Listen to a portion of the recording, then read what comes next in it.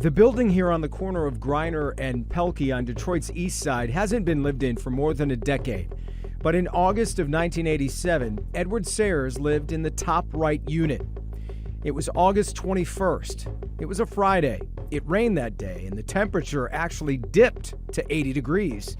That's also the last day anyone saw Sayers alive. Growing up, what was he like?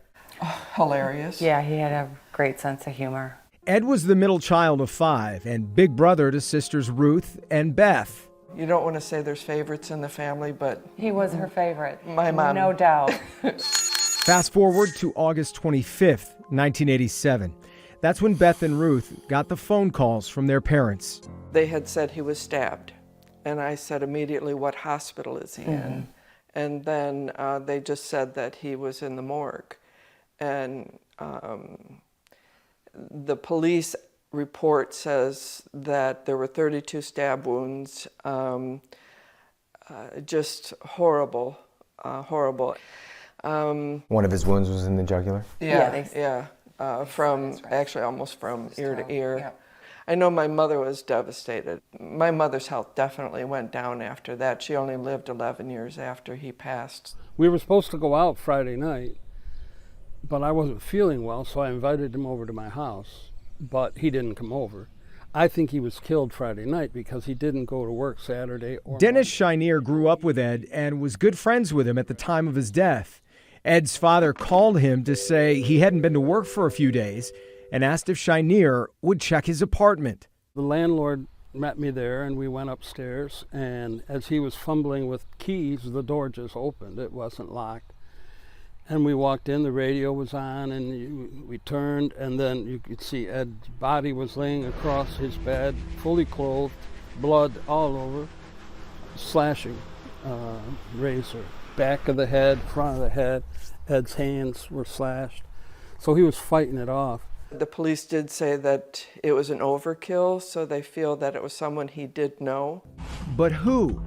Perhaps it was the man who left a perfect clue behind when he left the apartment. I told the police there's a blood imprint in the bathroom sink. Shinier says police told him the fingerprint belonged to a man who lived nearby, yet the case was never made. And then years passed. When the detectives called us in '04, they have a fingerprint of somebody, and they showed us a picture of that person.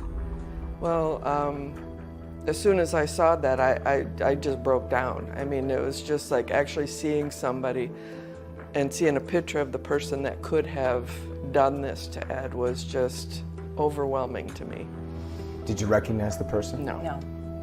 If they had this fingerprint in '87, why wasn't there anything done at that point with that fingerprint? Why did they wait till 2004 to let us know about it? Beth and Ruth, as well as Shinier, have their suspicions that the case wasn't taken as seriously as it should have been in 1987 because Ed was gay. At the time of Ed's death, that's when AIDS thing was just starting. And Ed bought a case of teddy bears and would go to Henry Ford Hospital to the AIDS ward and give people teddy bears, to cheer them up. That's the kind of guy he was. Edward Sayers was gay. In '87, is there a chance this didn't get the department's full attention because of that? I would hope not. I mean, I can't speak to that, but I doubt it. But I would hope not. The Detroit Police Department has acknowledged its troubled past in this area, but Commander Mike McGinnis says in the Sayers case, officers worked the crime scene by the book. And yes, they did process that bloody fingerprint. Was that person cleared, or is that person still on the radar? No, that person's still on the radar. Yeah, there was a fingerprint, and in 1987, there was in the system at the time there was no match for that fingerprint. Subsequently, around 2004, a match became available, and when I say a match, we were able to identify the person that the print belongs to, and they did follow up on that lead back in 2004, and no, that person is not cleared. Did they interview? Yes. How deep can you go into how it went? It didn't go as good as what we'd like. What does that mean?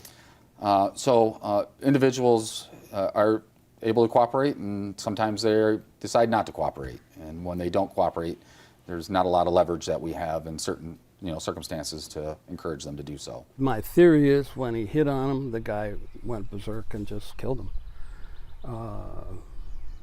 A queer slasher, that's what I call him. I'm doing everything I can to solve this for us. Over the years, Ruth and Beth have compiled their own case file to help detectives who at one point misplaced the actual file. I called the 9th Precinct at this time to see if they had any files. Maybe something was at their place. And now, 35 years later, they're pushing police harder than ever. We are not going away. As long as we have any thread of anything that we think could solve this, we're going to be there. A family unable to describe what justice would mean. It's hard to say. I can't even put it into words. But we just want to know what happened. We may not know why it happened, but It's just we just want to know who. Any So we answers can would be put great. some closure to this Yeah. after 35 years. Any answers would be great. Yeah.